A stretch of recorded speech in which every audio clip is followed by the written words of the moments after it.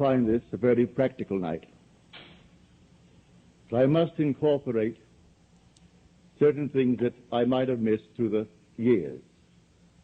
I tell you this because a very dear friend of ours, he's not here tonight. He says, had he known that I was closing on the last lecture night, which is tonight, rather than the last Friday in the month, he would have been here. But he said, I'm greatly disturbed over something you said just about 2 weeks ago. And that is about the ranks, the heavenly ranks. And he said, I will not give up my divine right, my power, to anyone. I will not make others little that I may seem to myself superior.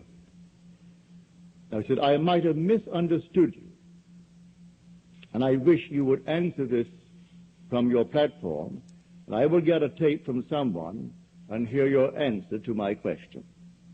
For I spoke of the ranks, the spiritual ranks. I will not retract one word. But he failed to see the difference between the individual and the state in which that individual was for that moment. There's a vast difference between states and the immortal you. The immortal man is God. Man is all imagination, and God is man, and exists in us, and we in him. The eternal body of man is the imagination, and that is God himself. God is playing all the parts. God alone acts and is in existing beings or men. There's only one actor in the world. There's only one author, and that is God. And that God of whom I speak is your own wonderful human imagination. That is the operant power in the world. If I speak of your God, the chances are you will think of an existent someone outside of yourself. But if I speak of your imagination, I am certain you will think only of yourself. Well, that is the God of whom I speak, playing all the parts. And the lowest part is the multiple tongues. You're not a linguist, but all speaking our language. 200 million of us find it difficult to understand each other because we are moving towards a prejudice, a superstition, a fixed idea. And so we may say anything, but we have to get through that barrier, even though we are talking the same language, using the same English term. So here, let me start with a quote from the 8th chapter of Nehemiah. And they read from the book, from the law of God, with interpretation. And the people understood the reading. They read it with interpretation, and the people understood the reading. Paul claims in his letter, the first letter to the Corinthians, you'll find it in the 14th chapter, I will rather speak 5 words in my mind that I may instruct others than 10,000 words in a tongue. 5 words just to instruct others. Well, that has been my hope since I started teaching back in 1938. To make it so clear that there is no misunderstanding. But let me state it clearly now. The spiritual states of the soul are eternal. You do not change them. You pass through them like a traveler. And you start at the very lowest, the tongues, the confusion of tongues called Babel in Scripture. where we do not understand each other, and so we war over strange confusions. The second one is the administrator, the organizer. He will organize the confused states for personal gain. That is the second. And then Paul goes up for 8. He finds the last one, the apostle. Now, the one who played the part in the very lowest is still the same one who's going to play it when he is called as an apostle and sent to tell the true story, the same being. Do not identify him with the state called the apostle. While he is in it, he's going to play that part. But he is not that. He is the immortal self, which is the same one seated right here in everyone who is here. So the judge and the one that he is judging are both played by the same being, and that being the world calls God. But they do not know he is the only actor in the world. Only one actor. God only acts and is in existing beings or men. You and I, learning how to create, we create states to deliver others forever. But what we can make, we can unmake. So we do not make permanent states. We create a state and take a friend out of what he was expressing and put him into the state that we create for him. So tell me what you want. All right? You named it clearly. It's up to me now to create the state and put you in that state. What would it be like if he were now what I wish he were? Try to persuade myself that you are that being. To the degree that I am self-persuaded that you are, I have put you in that state. And in that state, while I am faithful to it and you are in it, you're going to externalize the contents of that state. But what I made, I can unmake. I cannot unmake the eternal states. These eternal states are all within the human imagination. They culminate in redemption. And redemption is preceded by apostleship. That's when you are called. And the word apostle means one who is sent. So I am finding myself in a state where I'm called. The night I was called back in 1929, I had no idea I had arrived at that state. But here I am called into the presence of the infinite love. And it's man. Having answered his question correctly, that love was the greatest thing in the world, he embraced me and we fused and became one body, one spirit. For he who is united to the Lord becomes one spirit with the Lord. At that moment, it was not enough to be called and to be incorporated into the body of God, but to be sent on a mission. And I did not know that mission until it unfolded itself within me. And it took 30 years. 30 years later, suddenly it erupted within me, and the entire story of Jesus unfolded itself within me, casting me in the central role of the story. And then I knew who I am. Then I knew who the one called Jesus of the story really is. He is the culminating point of God in man. So when man actually completes the journey and comes to the fullness of it all, he discovers he is the one he's been seeking all through his journey. But he comes to that at the very end. So do not let him brag. Do not let him boast that he is an apostle. Apostle is a permanent state. He is infinitely greater than all the states. He created these, and they are permanent within man, within the human imagination. But when he arrives at that state, it's the last of the journey, and then he awakens and he knows who he is. And these experiences gives him the certainty that he is God.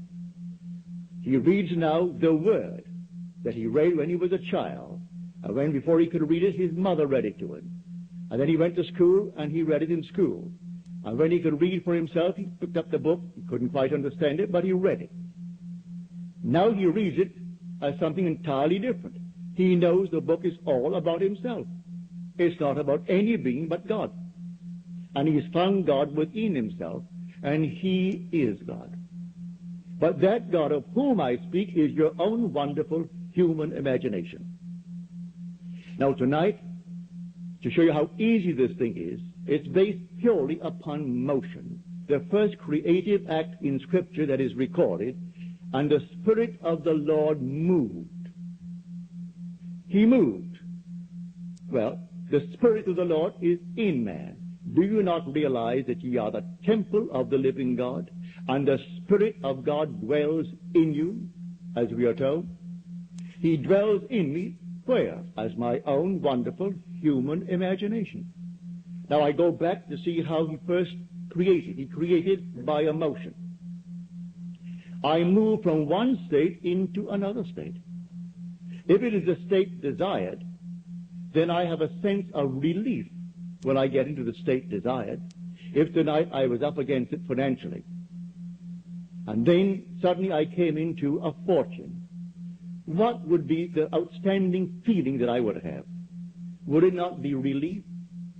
So I insist, of all the pleasures that man could ever experience in this world, relief is the most keenly felt. The child is late. You say to be home at 10 o'clock. So 10 o'clock, 11 o'clock, 12 o'clock, and there is no child. You think you are in control. You love her dearly, and you think you're in control. Oh, yes, I can control my mind, my imagination, it's easy. But then comes one, and there is no child. And inwardly you conjure 1,001 things that could happen. And then you hear the little knock on the door, or the key in the door, and she comes through the door. What is your emotion? One of relief. Just one of relief. So of all the pleasures of the world, relief is the most keenly felt. It comes in the creative act. Relief. Call it by another name if you will, but it is relief at that moment of explosion. But the same thing is true when I move into a state. What would the feeling be like if it were true? And I work myself into that state as though it is true. If I am in that state, I can suppress the sense of relief. And so I have the sense of relief because I've done it. Now what do I do after that? Nothing. Remain in the state. It has its own appointed hour, and it ripens, and it's going to flower. Don't be concerned. You're in the state. Now let it unfold itself in its own wonderful natural way. It has ways and means that no one knows. Its ways are past finding out. So I move myself into a state. I don't remain in the state that I want to leave behind me and push a button and think something is going to happen. I move. I move from one state into another state. But these states I am creating. I do not consciously move in these spiritual states. They are automatically determined by my journey in this world. So no one can sit down and conjure the spiritual state. If he thinks he is going to, he's only kidding himself. These happen automatically as man, who is God, moves through these eternal spiritual states, and there are 8 completely marked out in the 12th chapter of the book of 1 Corinthians. And you are not going to change them. So I say to my friend, when he hears this, I do not intend to set myself up as someone who is other than you, better than you. I have reached the state called the apostle. I was called and incorporated into the body of the living God. He is a living God. He's not the God of the dead. Nothing dies in God. But nothing. Everything is alive. Today millions went to the cemeteries. They aren't there. That's an organized big business. Completely organized on the fears of people. That's not where anyone goes. You drop now, all right? Maybe they'll put you away tomorrow. Maybe in a week from now. But at that very moment, you are restored to life. In a world just like this. Real just like this. And the unfinished work, you're going to finish it. No one is going to fail because God is the operant power and God is that individual's human imagination. And he's moving towards self-redemption. And he goes through these states, infinite states. But you and I, we're intelligent enough to create a state. So someone comes to you and he says, you know, I do not know exactly what I want, but I don't like what I have. All right, let him tell you what he has. Well, you wouldn't like it either, if you listen carefully. No, I wouldn't like that either. Well, let us reason together. What would you like? Would you like this? Would you like that? And then he comes upon something he would like. Well, then, if you are a friend of his, you create a state to deliver your friend from his former state. And so you see him in that state. Well, how do you do it? Bring before your mind's eye your friend. And have your friend with a nice big smile on his face. And having actually thanking you for what you did for him. Now, the thing has happened yet, but you go beyond the present moment. And you are appropriating now subjectively the objective hope. You hope he will stand before you objectively with a smile on his face, and you hope you're going to hear his words. And the word you're going to hear is, oh, thank you so much. It worked just like a charm. You know, when I saw you the last time, I was up against it. Today, it's simply rolling and rolling in my direction. Everything is perfect. That's what you want to hear for a friend. Well, now you hear that. So if you're hearing that, you move him out of his former state into the state that you have now created for him. Do this, and you cannot fail. So prayer is not petition. Prayer is giving thanks. You don't get on your knees and petition any being outside of yourself. There is no intermediary between yourself and self. You need no priest. You need no so-called healer. You need nothing on the outside. It's all within self. What would the feeling be like if it were true? With that, I catch that feeling, and then I work myself into that state. What would it be like? All right, I know what it would be like. Well, feel it, and keep on feeling it, and keep on feeling it, until all of a sudden, you're relieved. There's a release within you, and then it's done. You can't do it a second time. It's done. So I say, I'm looking at the world from a spot. At every moment in time, I'm always viewing the world from a place. That place could be from a financial position in my world. It could be from a physical position in my world. It could be, you name it. I'm looking from a certain state. And I'm seeing confirmation of that state by what I am seeing. Now, how will I know that I have moved? Well, it's a very simple test to know that I have moved. Unless there is a fixed frame of reference, no one will know that something moved. If I started moving from here to the end of the room, and everything started moving with me at the same time, I have no reference to prove that I have moved. Motion can be detected only by a change of position relative to a fixed object. It must be fixed relative to me, that I may know that I have moved. But all my friends know where I am, who I am, what I am. If I desire a change, my friends, my fixed reference, they should know it. So I don't ask anything of them. I simply assume that I have changed. But if I have changed, then I have a fixed reference, the faces of my friends. Now let me conjure them in my face, in my mind's eye, and let me look at them. Do they see me as a changed person, or are they still seeing the one who would like to be changed? Are they congratulating me on my change? Well, then I've changed. I saw it reflected in their faces. I heard it in their voices. I saw a change on their faces, which change revealed to me that they noticed in me a change. And that's what I want. Now, that proves that I moved. Nobody saw me move physically. I'm still seated in the same chair, but I moved. And so the whole thing is based upon motion. It's a psychological motion. We're living in a world of imagination. And this whole vast outpictured world was first imagined.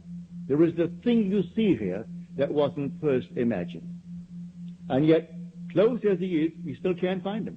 Why? Why can't I find him as something objective? Because he is the reality I call imagination. I see the fruits of my imaginal acts. But I do not see the actor as I see the outpouring of his activity. For he is the reality I call imagination. So here, the God in you is your own wonderful human imagination. That is God.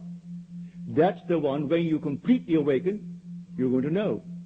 That's what man basically is hungering for, the awakening of imagination, which is the awakening of God within him.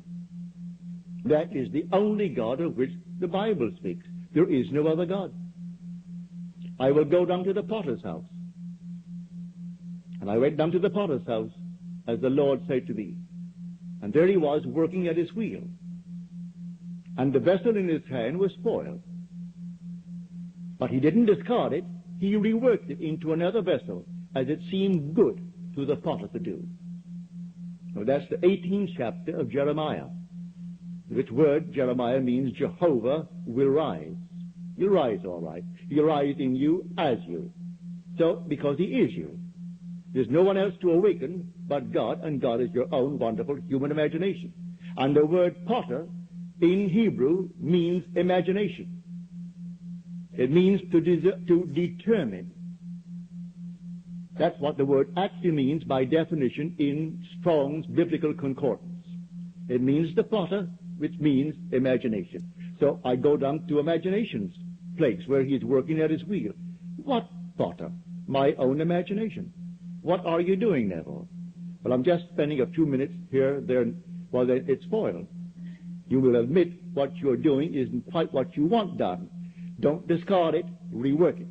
Rework it into another vessel that it seems good to you to do. Don't judge from appearances. You think a man, because he's up against it, will be satisfied, say, with X number of dollars? No, don't limit it. Put no limit upon the power of belief. Can you believe that he doesn't have that pressure on him anymore, that he's above it? That is something behind him. Well, put him in that state. It doesn't cost you any more to put him in that state than to put him in a little modified state. You didn't pay anything for it. Come, eat and drink without price. Buy wine, buy milk without money. It didn't cost you a penny to do it, so why modify it? Why make it little for him?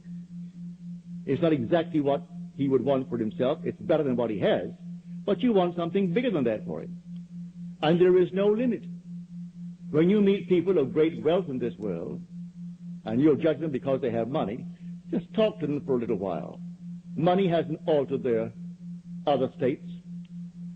They're just as stupid as they were before. In fact, I've gone to parties where this one was a millionaire, that's a millionaire, that's so-and-so, and then the lady would point out another one. You say, see that one? Oh, she's not just rich, she's stinking rich. In her language, that meant multiple millions. And if you walk out of that place, I'm speaking of a club, I will not mention the name, a club in New York City, a ladies' club. They're all multimillionaires. Walk out on the street, but don't leave, just walk out and stay there. And then watch them come out after their big heavy lunches and their 3 or 4 martinis or whatever it is, and watch them. And if you didn't know these are members of that club with all the millions in the world, you would say to yourself, poor souls. Poor souls. You would think maybe they came out, they're cleaning up after the guests left. That's exactly what they look like. But they feel they don't have to put on anything because they're above it all. My father would say when they would come in and they were very, very rich, and he ran his store, and when they all became very, very elated with his fabulous wealth, he would turn to one of us and he would say, you know, God is really merciful. Suppose she didn't have money. He never completed the thought. He left it for us to use our imagination. Suppose she didn't have money. She's how merciful God is, he would say. And then you go on dwelling upon what your father did not complete. He wanted you to complete it. So I tell you, prayer will be answered. All prayers are answered if you know how to pray. And pray is not begging. You don't petition. You give thanks. Well, you aren't going to give thanks to something that isn't. But you must actually believe in God. As you're told, he who comes to God must first believe that he exists. and that he rewards those who seek him. But you must first believe that he exists. Read that in the 11th chapter, the 6th verse of Hebrews. All who would come to God must first believe that he exists. Well, I know he exists. I hope that everyone here knows he does exist. But as Blake said, why stand we here trembling around, calling on God for help, and not ourselves, in whom God dwells? So why turn on the outside to call upon a God when he dwells in me? What he dwells in me is my imagination. So I will commune with my own imagination until I am satisfied that it is done. And you get into the habit of feeling that it's done, the feeling of relief, and then you go about your business. And let it take its own course. It will take its course, and it will come out perfectly. So you don't beg anyone, you don't petition anyone, and it has nothing to do with so-called holiness. That is such an abused word. He is a holy man. May I tell you, if anyone introduces you to a person as a very holy man, turn and run. They'll fleece you. And I'm not fooling. They come over here from India, and all, you see them on the TV. Next thing you know, they're getting $500 for a special course.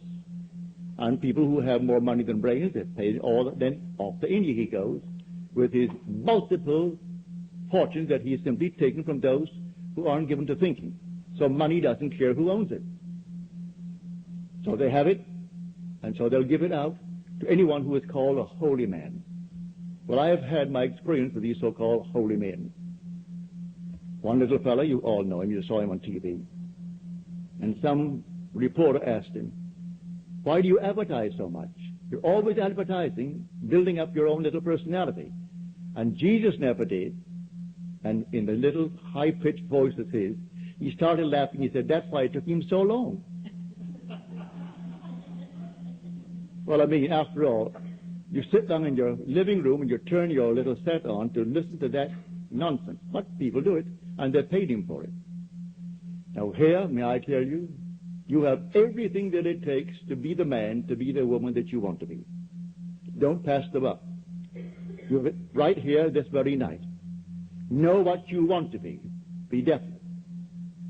When you know exactly what you want to be, don't ask anyone if it's possible. You simply feel that you are it.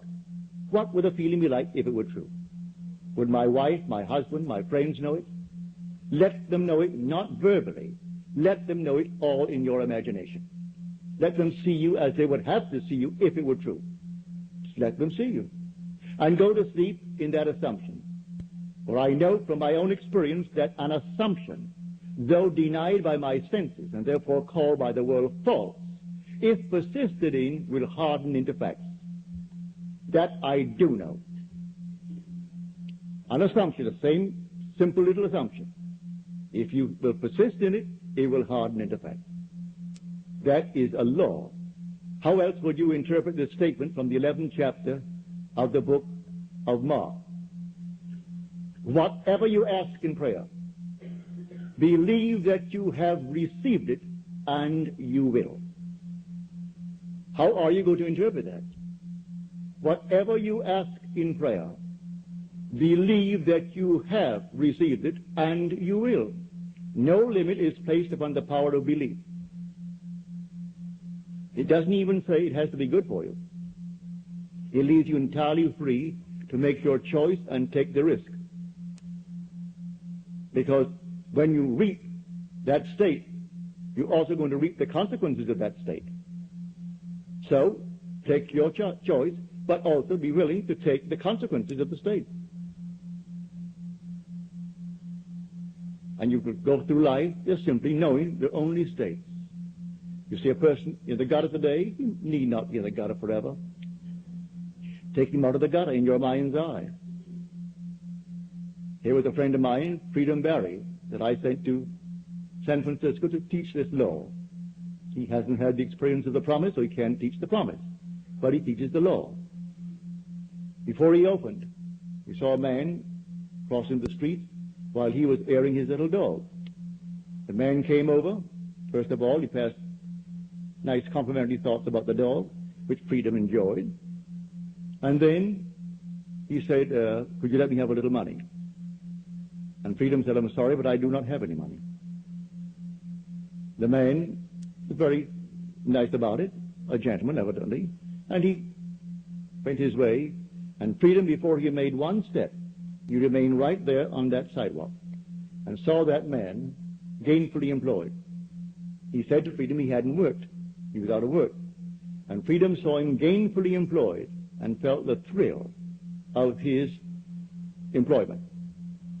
A month later, Freedom is out walking the little dog, and this man crosses the street, comes over to Freedom, and he said, I don't suppose you remember me. And Freedom said, oh, yes, I do. Very well. He said, well, I want to thank you for not giving me money 1 month ago when I asked you. Had you given it to me, I'd be asking you for money today. But I got so mad with myself to be placed in that position to ask a total stranger for money, I went home determined I am going to get a job. He didn't know what Freedom had done, but Freedom did that, which pushed him out of that state of asking for money into a state of earning it. He went out the very next day after he met Freedom and got himself a job that paid well. He said, I'm on the job that I got the day after I asked you for money.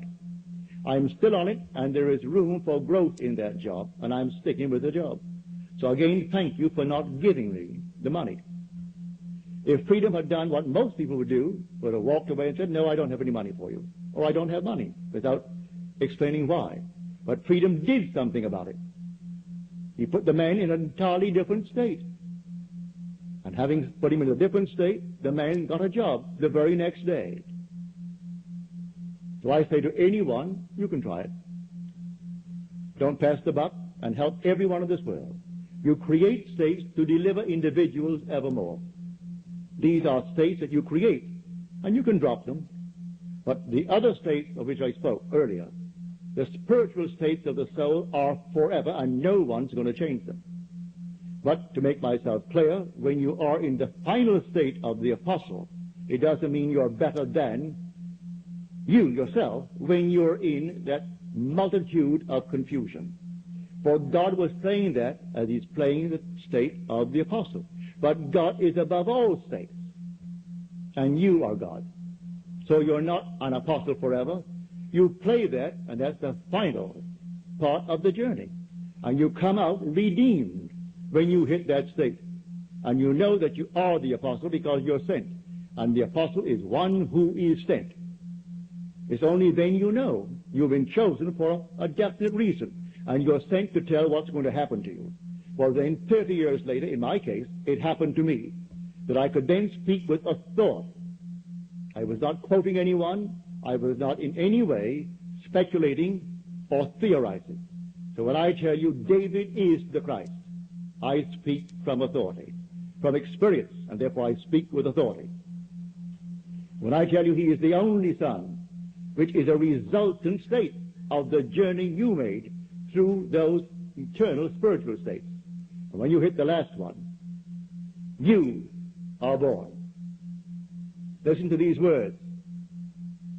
In the King James Version and Moffat's Version and others that I have at home, it's correctly translated.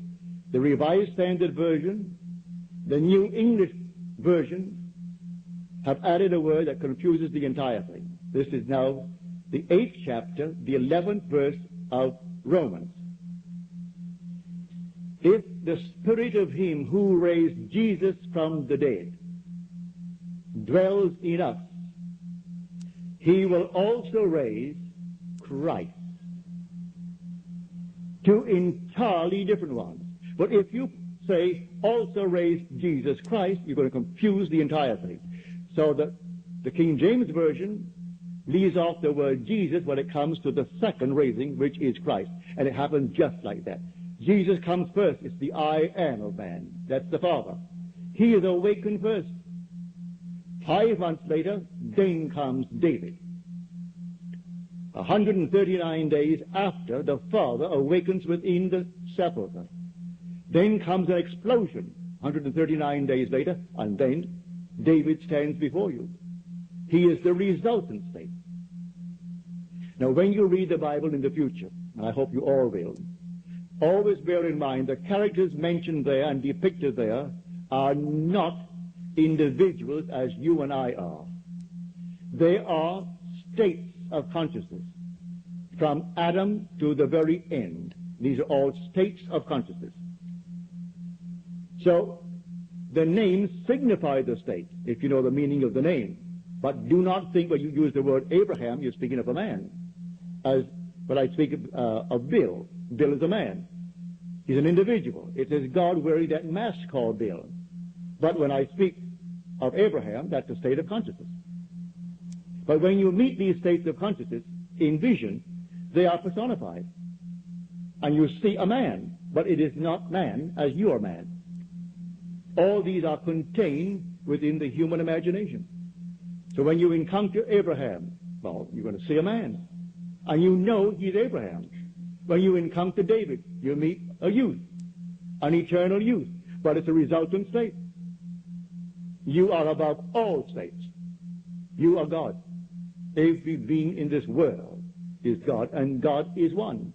Hear, O Israel, the Lord our God, the Lord is one. And never get away from that. That is fundamental. The minute you have two gods, you're going to get confusion. Two will become 4, and 4, 8, and 8, 16, and you get confusion in the world. Only one God. And that God is named forever and forever is I am. That's the being. So when you awaken within the sepulchre, you know who awoke. You say, I am. There's no one present, just yourself. And you come out without the help of anyone. And then comes the imagery of Scripture that surrounds you, bearing witness to the truth of the story. But you are cast from then on in the central road. And so everything unfolds within the imagination of man, and that is God. So tonight, as you leave here, go out knowing you have the power and the right to become the man, to become the woman that you want to be, without hurting any person in this world. You don't need to hurt anyone to gain anything in this world. You go out and play your part fully. And let no one pull any rank, for all ranks are only states of consciousness. The king and the one who is amusing him, the court jester, are both played by the same being, and that being is unseen by the two masks, the mask of the king and the mask of the court jester. For behind the mask is God, and God is simply I am. So one plays the part of the court jester, and one plays the part of the king, and we honor the mask and bow before the king. And that court jester may be nearer to apostleship. Do not judge from appearances, as you're told. When they saw this giant of a man stand before him, Samuel thought, well, certainly he is the Lord's chosen. For the Lord said to Samuel, go down to the house of Jesse, for I have chosen one of his sons to be king of Israel. And when the first son came in, he was a majestic creature. And Samuel said to himself, surely he is the Lord's choice. And the Lord said, I have rejected him. The Lord sees not what man sees. Man sees the outward appearance, but the Lord sees the heart. Then he brought the second, and he brought the third. And finally he brought the last, which was David. And David was tending the flocks. Now this is all a story, but you must extract the meaning from that story. So he brings the little one in. He was just a youth. And as he came in, no one thought for one moment he would be the one. And the voice spoke to the prophet Samuel. Rise and anoint him. This is he. And in the midst of his brothers, Samuel anointed him with the holy oil. And then the Spirit of God came upon him mightily from that day forward. Never left him. Therefore he never lost the battle. The victorious one, called David. So in the end, he stands before you, for he played all the battle. You were the Lord of Lords within, but you didn't know it. And he is the Father's only Son. And then he stands before you, and he is your son. And then only do you know you are God the Father. You gain all the assurance that you need when you see David. For he is God's son, and he is your son, therefore you must be God. And that's the story. Now, this being our last night, suppose we go into the silence and give you ample time for questions if you have any.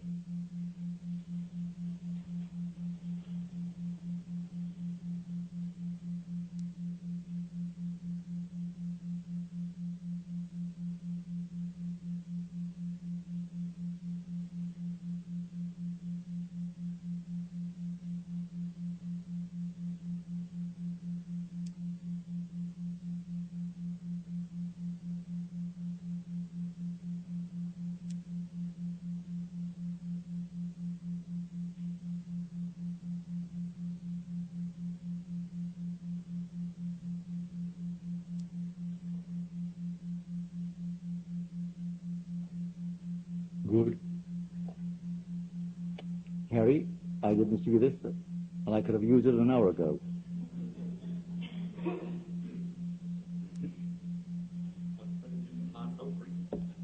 I didn't see it. I would have. And regretted it, too. Now, are there any questions, please?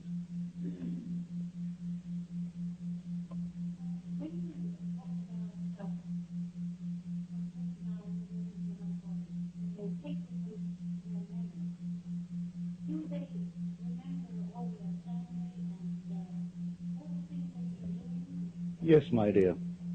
You carry with you your memory. Even though the body is now, well, those that I've seen, and I've seen so many, including my parents, say that my mother died back in 1941. It was just about a month before Pearl Harbor. I was in New York City then. I just returned from Barbados, where I spent 3 weeks with her. And it was the terminal case of cancer. So I came back. I was sitting in my living room. The mother comes before me. And she was a girl, beautiful blonde, as she was, as a young woman, blonde, blue eyes. And mother is before me, sitting under an arbor. She was passionately fond of flowers and a beautiful garden. She's under this arbor brushing her hair, but she wouldn't talk to me. And then I sat and I wrote my sister a letter saying, I've just seen mother. And mother is a most beautiful young woman of 20 years of age. And I took that to mean that she had recovered. But that was the very moment that my mother departed the world. But when I got my sister's letter that came back to tell me, that was the hour, allowing the difference in time between New York and Barbados. And that was exactly when mother closed her eye, and that was it. But she instantly appeared to me in New York City, 2,000 miles away, not as the old person. She was only 61 when she died, but she looked much older because she was in such pain for the longest while. Mother must have looked, well, you can't name it. It was so old, and she lost so much weight. She was a little tiny shrunken thing when mother was not given that way. But I saw her at 20. My brother Lawrence, who died at 62 or 63, he was going on 63. When I saw Lawrence, he was about 21, 22. My father, same thing. Jack Butler, who was my secretary, when he dropped dead at the age of 50. When I met him 8 months later, Jack was about 21, 22. So I can only tell you what I see. They all are restored. They aren't little babies. They're restored with intelligence, and they know who they are. They know who you are. And many of them don't even know that they died. Totally unaware of it. The majority don't know it because they haven't died. Like Jack, when I said, well, Jack, you know, you died. I went to your funeral. So you're crazy. I die, but I'm not dead. I said, yes, you die, but you're not dead. Well, that doesn't make sense, does it? Well, you know, there are states of consciousness in which visionary men are accounted madmen. And so I've been accused of being mad, being insane, but I can't help it. I see these things and I tell you exactly what happened to me. But there are certain states in which all visionary men are accounted madmen. On 49th Street in New York City one day, I was opposite a window that had a nice display of my books and a big picture of me. And two women came by, three came by. One was the guide showing the other two friends of hers who came out of town and wanted to see the sights of New York City. And so I came up and stood next to them. They didn't know me and didn't look at me, but they were looking at the picture.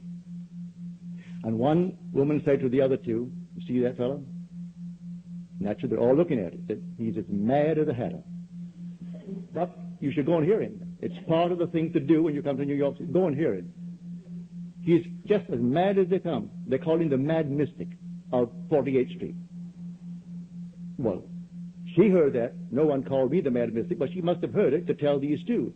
I'm called the mad mystic of 48th Street.